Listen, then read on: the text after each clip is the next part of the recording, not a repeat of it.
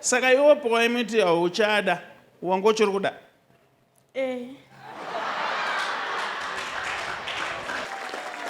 Uya.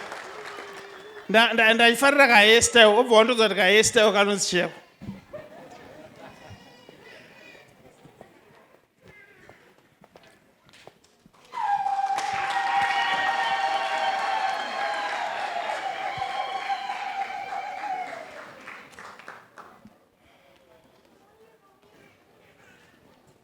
Makadi yasikana.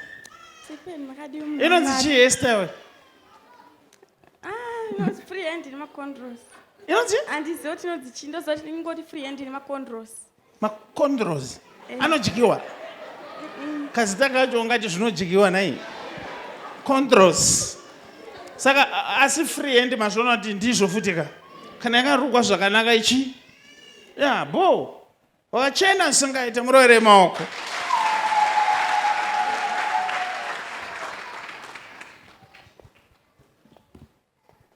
Mukomana wangu ari kupika?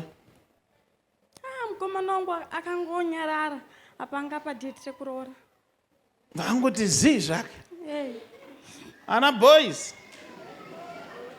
Vana boys amenoti vakasikwa sei vanhu. Unoshaya kuziva kuti vakasikwa sei. Apa ndiye anenge atoti arikuda munhu ungoti zii yake. Zvino ndakunzwira tsitsi mwanangu. Vati chimbondoudzowo. Kuti azokunyararira ungoita sei? Ndandati handichada nezvako. Wamutextera message?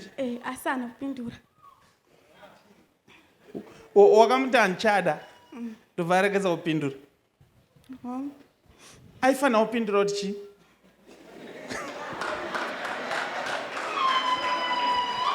Kana wanzi uchada unofanira kupindura kuti chii?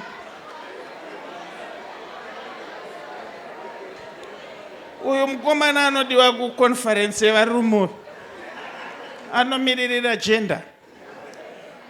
Ukanzi handichada unofanira kuti chii? Unofanira kubuda musodzi. Kuzviuraya.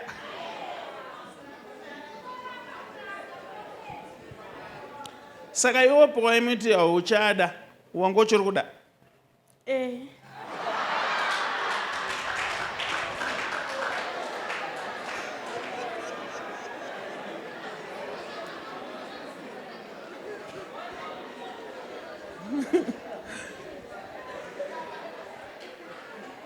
Imakomana munofanira kuziva kuti vanhu ava vanozviita kuti vanonga kuti havachada vachiri kuda. So zvisinei mwanangu. But I'm curious though. Ndakamboziva kuti sei wakamhenwa munhu hauchamuda. Ndaitsiva nekuti anga akambozviitwa kwandiri. Saka wanga wakutsiva. Hongu. Mutsauko uripo ndowokuti iwa unogona kunyarara paakati handichada. Yabva angoti zii. Hongu. Wamana nyaya dzerudo idzi. Mabviravira zveshuwa. Nyaya dzerudo idzi hadzisi dziri trick. Munhu akamuti handichada iwo bva ndorekedza ndimuti handichada. Zvosiyana. Munhu anogona kuti anga akatomirira kuti utoti handichada. Anyway. Tiri munani? May, June, July, August. Ndaprofita kubvisirwa mari muna August nezita raJesu. So don't worry. Ndoda kuti uende kumba.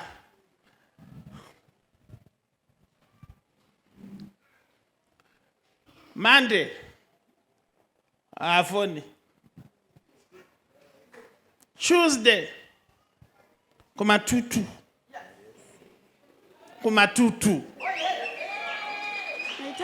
Akasafona Tuesday. Ndine service pano Tuesday. Dzoka usikuti haana kufona nekuti ndatomushedza. Ndizvo zvataura Jehovha. Imimi vanhu munodanana manje. Ende munotidananira uko. Garako pasi.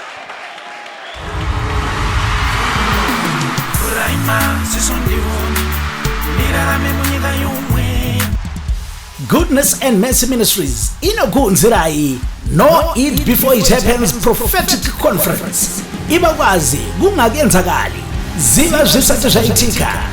Know it before it happens. Prophetic Conference iri kutanga Friday 30 May 2025 kusvika Sunday 1 June 2025 pa Goodness and Mercy Ministries.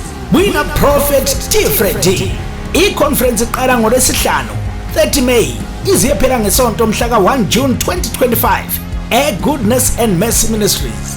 Friday 30 May 2025 kubva 6 p.m. kusvika 9 p.m. Saturday 31 May 2025 kubva 6 p.m. kusvika 9 p.m.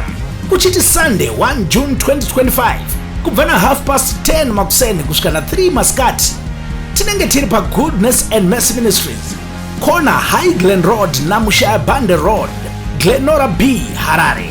Tibate chaya ucingo ku-0712 528 094 kana pa 0778 059 270. Prophet T Freddy vanoti hazvibvumidzwe kuti paitike chinhu chisina kumbobvira chakaprofitwa.